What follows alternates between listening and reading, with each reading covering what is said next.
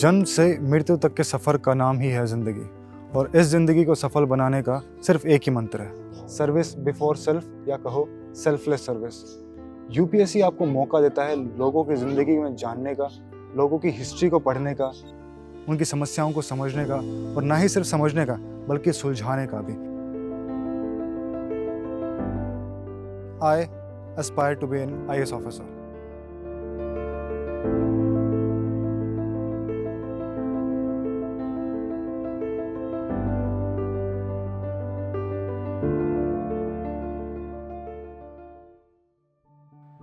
मेरा नाम राहुल यादव है। मेरा जन्म राजस्थान के एक छोटे से गांव मतलवास में हुआ था। 2 साल का था जब मैं दिल्ली आया था। बड़ों के लिए एक प्रैक्टिकल मूव था, क्योंकि वो चाहते थे कि मेरी पढ़ाई अच्छे से हो पाए, लेकिन शायद एक बच्चे के लिए ना हो। 6 साल तक तो मुझे यही नहीं पता था कि मैं अपने घर में हूँ या किसी और के, क्योंकि बुआ जी से प्यार इतना मिला था और आसपास भाई बहन भी बहुत सारे थे। लेकिन 6 साल की उम्र में एक इंसिडेंट ऐसा है मेरी लाइफ में, जब मैंने अपने पापा को मामा कह के पुकारा, और वहीं से लाइफ चेंज हुई कि मुझे बताया गया कि ये मामा नहीं, ये तुम्हारे पापा हैं, और जो साथ में थी वो मेरी मम्मी। लेकिन वो एक दिन रुके और दूसरे दिन चले गए, और दिमाग में ये क्वेश्चन बार बार घूमता रहा कि अगर यही मेरे मम्मी पापा हैं तो मैं इनके साथ क्यों नहीं गया। कि उस क्वेश्चन का जवाब तो शायद कोई ना दे, लेकिन बच्चे का मन है, क्यूरियोसिटी है, चाहिए उसका आंसर, वो मिल नहीं रहा है। धीरे धीरे करके मैं जितनी भी मेरी पढ़ाई है उसमें डल होता गया, लेकिन बहुत लंबा टाइम बीतता गया। फिर मैं 14 साल की उम्र तक आया और ये चीज़ें चलती रही दिमाग में। धीरे धीरे होता ये गया। 10th में हम टॉपर्स में आए और उसके बाद कॉन्फिडेंस बूस्टअप हुआ। लेकिन मेरा जो स्कूल था वो 10वीं तक ही था, और टाउन नजफगढ़ का एक टाउन है, तो यहीं पे हम पढ़ रहे थे। अब इसमें ये था कि जितने भी स्कूल हैं बाकी वो सारे नॉर्मल हैं, आप कुछ ज़्यादा उसमें कर नहीं सकते, आपको कुछ खास अलग से नहीं मिलेगा। और मुझे ये क्लियर नहीं था उस टाइम पे कि लेना क्या है। 10th तो कर लिया मैं, साइंस भी अच्छी लगती थी, सोशल स्टडीज़ भी पढ़ लेते थे, तो करना क्या। तब उस मोमेंट पर भैया ने बोला कि देखो, मैथ तो तुम्हें पसंद है ही, तो वो तो तुम ले ही रहे हो। मैंने कहा फिर एक काम करते हैं, आपकी पसंद का एक टॉपिक मुझे दे दीजिए। तो उन्होंने कहा कि बायोलॉजी भी आप पढ़ोगे। वहीं से बायो प्लस मैथ्स, जो कि बहुत कम बच्चे लेते हैं, तो वही मैंने लिया। बट अब उसके आगे क्या करना है, उसके लिए एक बायो का एक सेक्शन था, बायोटेक्नोलॉजी। और वहीं से मेरे को लगा कि डॉक्टर्स जो हैं वो दवाइयाँ बेचते हैं, प्रिस्क्राइब कर सकते हैं आपको, लेकिन दवाइयाँ बना नहीं सकते, और भारत में इस चीज़ की बहुत ज़्यादा कमी थी। बायोटेक्नोलॉजी सेक्टर एक्चुअल में रिसर्च कम कर रहा था, प्रोडक्शन ज़्यादा कर रहा था। तभी से माइंडसेट बनना स्टार्ट हुआ कि मेरे को एक बायोटेक्नोलॉजी इंजीनियर बनना है। I will go outside, research करेंगे, वापस भारत में आएंगे और फिर देखते हैं कि कहाँ रिसर्च में लैकिंग है और कहाँ हम काम कर सकते हैं। गोल यही सेट था उस टाइम पे। लाइफ का एजेंडा क्लियर था कि अब लोगों की सेवा करनी है। तो हम चले गए MIT यूनिवर्सिटी में, वहाँ पे एडमिशन भी हुआ विद स्कॉलरशिप। तो पहला साल की फ़ीस पूरी माफ़ थी, लेकिन रहने का खर्चा तो लगता ही है। दूसरा साल आया और दूसरे साल में स्कॉलरशिप की लिस्ट में मेरा नाम नहीं था।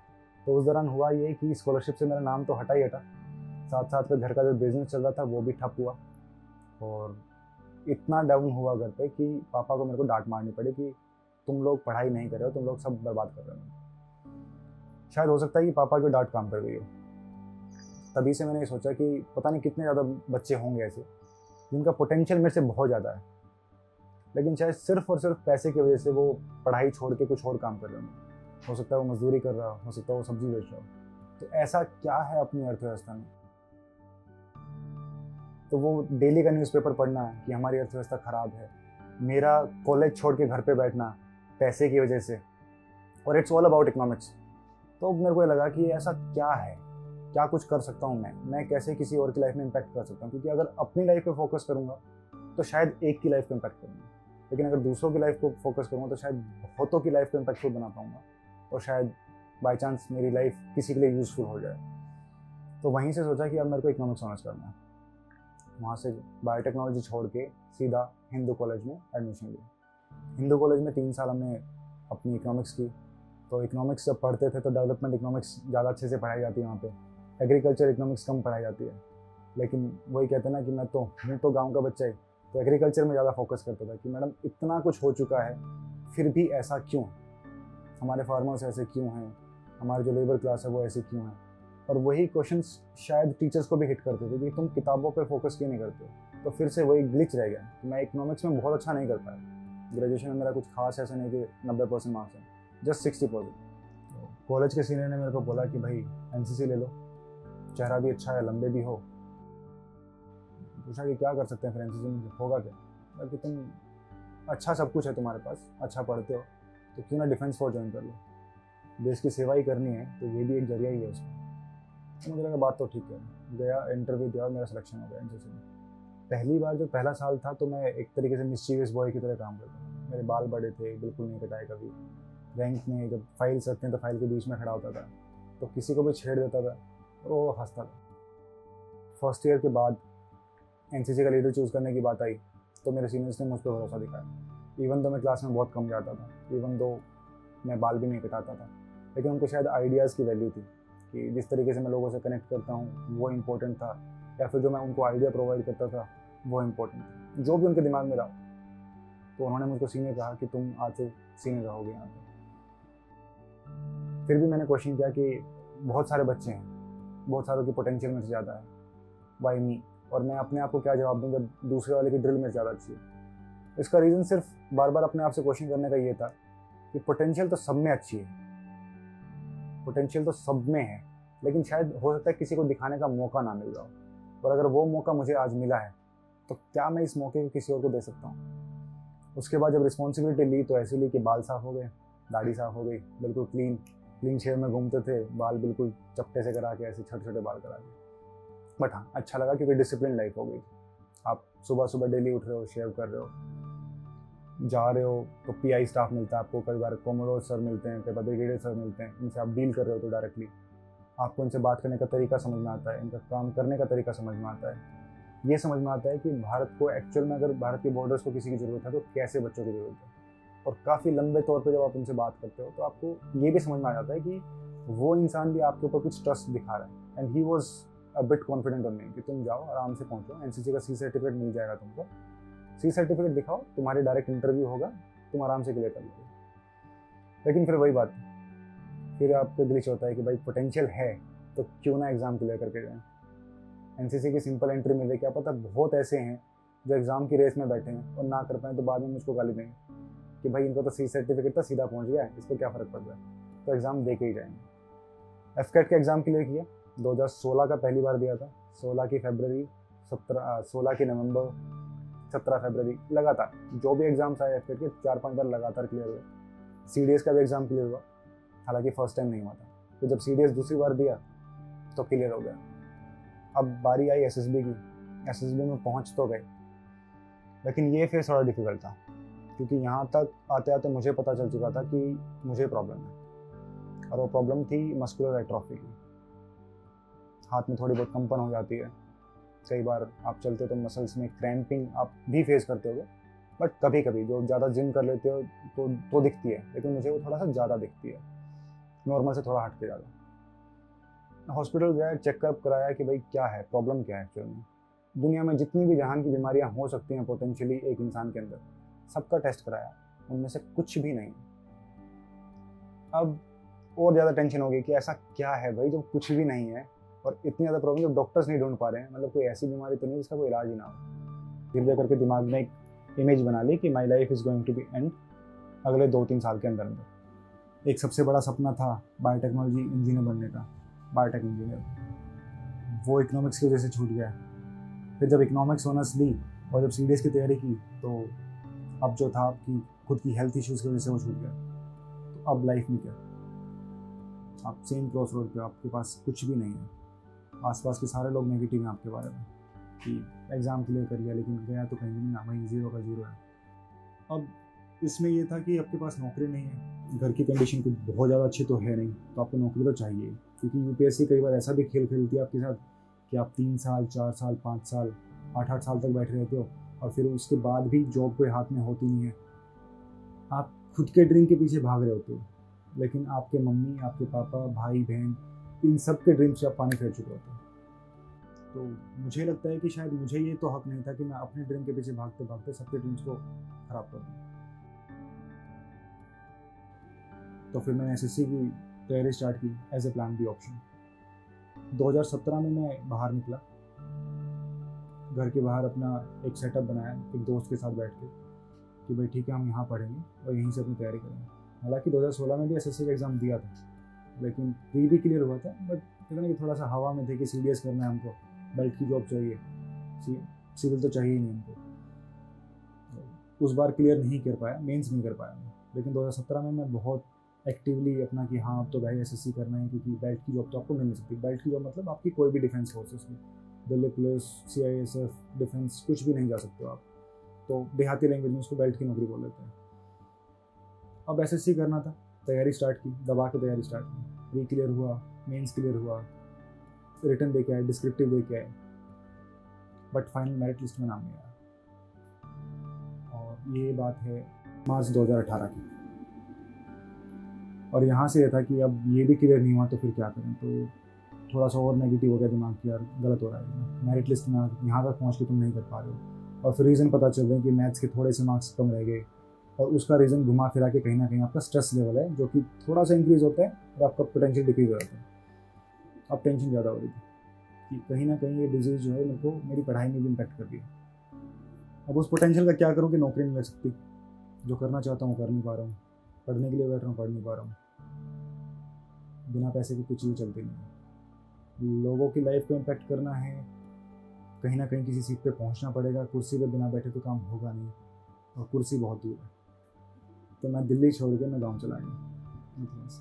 मेरी लाइफ का सबसे बड़ा इंसान जो मैं आज कह सकता हूँ, मेरे फूफा जी, जिनकी वजह से मैं दिल्ली में हूँ, जिन्होंने मेरी पढ़ाई कराई है, या फिर जो मेरे लिए एक तरीके से बोलो कि ना सिर्फ फाइनेंशियल सपोर्ट रहे हैं पीछे से, बल्कि उनकी लाइफ को देख के मैं जुझारू बना हूँ।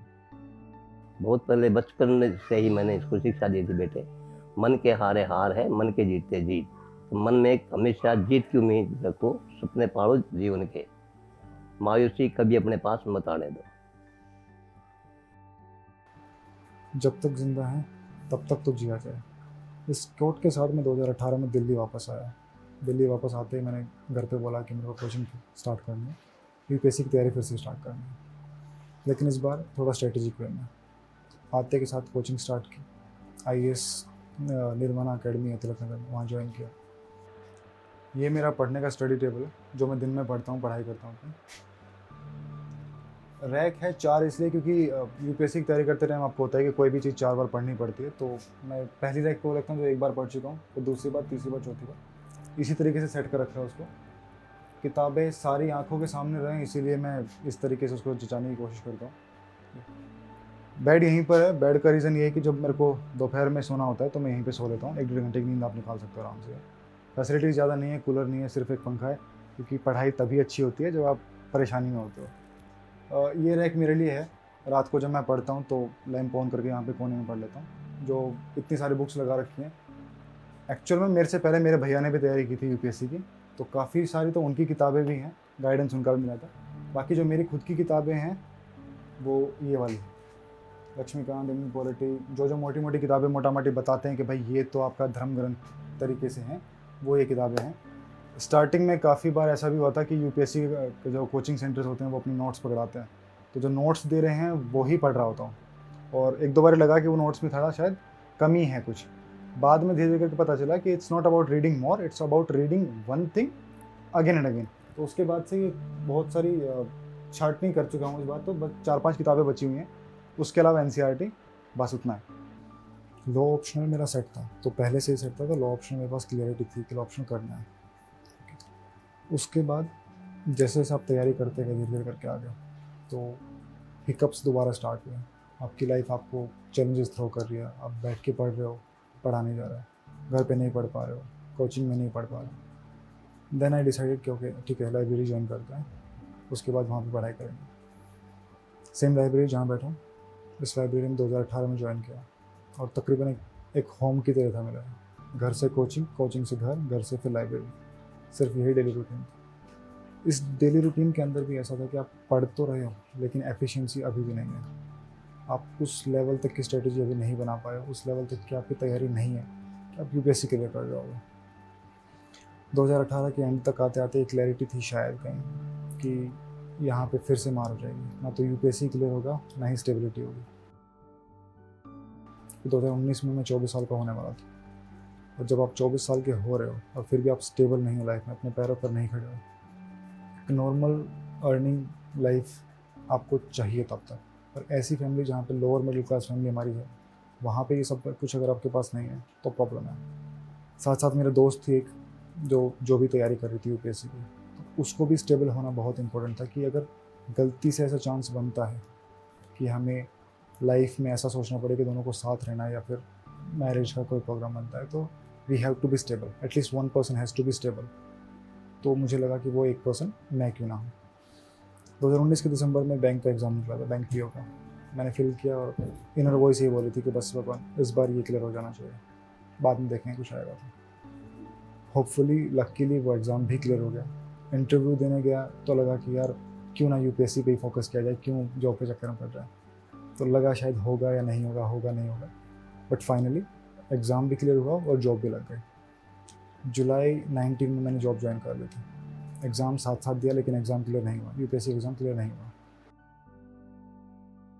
लेकिन जॉब करते करते एक तो आपको सेटिस्फेक्शन नहीं मिल रहा है, और ये बात आपको समझ में आने लगी धीरे धीरे करके जब लॉकडाउन लगा। तो पहली बार लॉकडाउन लगा तो बिकॉज मैं तैयारी तो कर ही रहा था, एंड वी न्यू कि Modi government has like implemented कि भाई आप जितने भी जनधन गवर्नमेंट अकाउंट्स हैं, जनधन अकाउंट जितने भी थे, उनमें 500 रुपये जाके डिपॉजिट होंगे। और वो दौर ऐसा था कि जहाँ मेरी पोस्टिंग थी वहाँ पे बहुत लंबी लंबी लाइनें लगा करती थी जनधन अकाउंट के लिए, और लगभग सभी बैंक उनको मना कर रहे थे। इस पीरियड में मैंने अपने एक अकेले ब्रांच में इतने जनधन अकाउंट खोले कि उस पर्टिकुलर एरिया में जितने अकाउंट खुले थे, माई particular one branch is the top most person on that. और ऐसा हो गया था कि आप इतने अकाउंट्स खोल रहे हो, लेकिन वो भी जनधन अकाउंट जिसमें 500 रुपये ही आएंगे, मुश्किल से वो टिकेंगे भी नहीं एक दिन 2 दिन, कि आपको आपके हायर अप से कॉल आ रहा है कि we are sitting here for the business, हाँ यहाँ बिजनेस करने बैठे हैं।